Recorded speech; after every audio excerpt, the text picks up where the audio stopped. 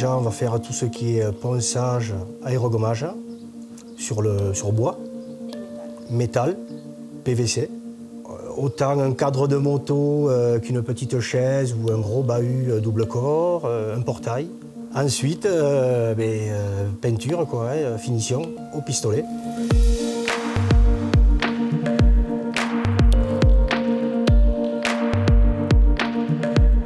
Il y a ce côté un peu compagnon de vie, compagnon de travail, et je trouve que c'est vraiment cool. Ça, c'est une fierté de pouvoir le faire à deux, surtout qu'on est ultra complémentaires dans nos domaines. Alors, tout le monde fait tout, mais j'ai plus de facilité sur le bois, toi sur le métal. Donc ça, ouais. Quand on se rend compte qu'il y a des clients particuliers ou pros qui viennent nous chercher de Toulouse, voire même bien plus loin que Toulouse, ou Carcassonne, en fait, je crois qu'ils cherchent un peu ces petites entreprises où on est plus réactif. On a peut-être des délais qui sont bien moins longs que sur des grosses boîtes à Toulouse, par exemple. Donc je pense que ce côté aussi proximité, ça joue en notre faveur.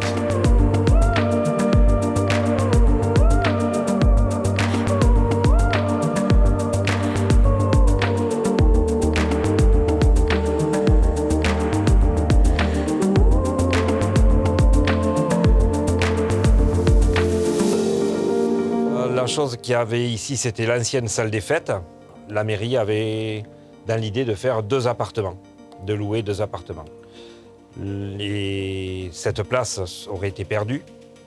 Et comme j'avais du temps et que je me relevais de mon burn-out, j'y ai proposé de voir s'il y avait une possibilité de monter une petite épicerie. Donc moi, ça m'a permis de me relever de mon burn-out, vu qu'on a travaillé, on a monté un dossier. On s'est lancé, la commune a suivi à fond, donc dessus. Les producteurs, au départ, qui étaient très peu, sont venus au fur et à mesure. Et donc là, je me retrouve avec plus de 40 producteurs et artisans qui présentent leurs produits. Puis les gens sont restés, voilà. Ça s'est fait, c'est une aventure qui a été pas mal, ouais, franchement.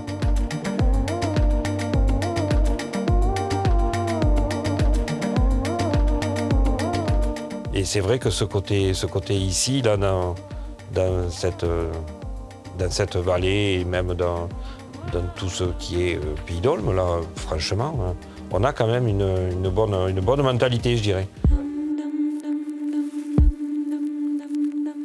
D'une part, pour nous, ce qui a fait sens, c'est que c'était à peu près la seule chose qui nous manquait en Pays d'Olme. Enfin voilà, ça nous a vraiment plu, le territoire.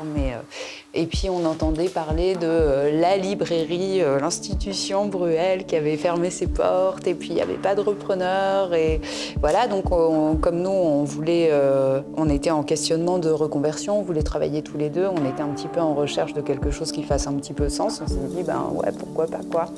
Le fait qu'on puisse avoir la chance d'avoir un énorme local pour un loyer qui n'est pas celui d'une grande ville. Enfin, il y a aussi des choses que nous permet le fait de nous installer à la Velanais qu'on ne pourrait pas faire ailleurs. En fait, moi, cette librairie, je ne voulais pas la faire ailleurs qu'ici. Ça ne m'aurait pas forcément intéressée. Tout un tas de paramètres étaient réunis pour que le contexte soit favorable. Et en fait, moi, je me sens plutôt en position basse de dire merci à la Velanais et puis à toutes les personnes qui habitent le territoire, de nous avoir adoptés, puis d'avoir fait en sorte que cette idée-là, elle soit possible. Alors oui, sur le papier, en étude de marché, mais je veux dire que aussi dans la réalité, ça s'actualise tous les jours. Voilà quoi.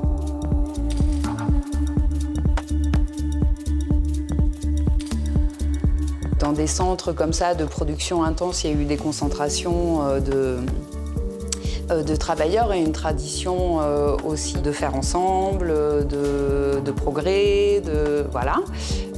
Et que tout ça, ça laisse aussi des traces, ça imprègne un petit peu les représentations collectives, notre façon de penser l'être ensemble. Je pense qu'il n'y a pas beaucoup d'endroits où c'est que on a pratiquement les clés de chaque voisin au cas où c'est qu'il y ait quelque chose quand ils ne sont pas là.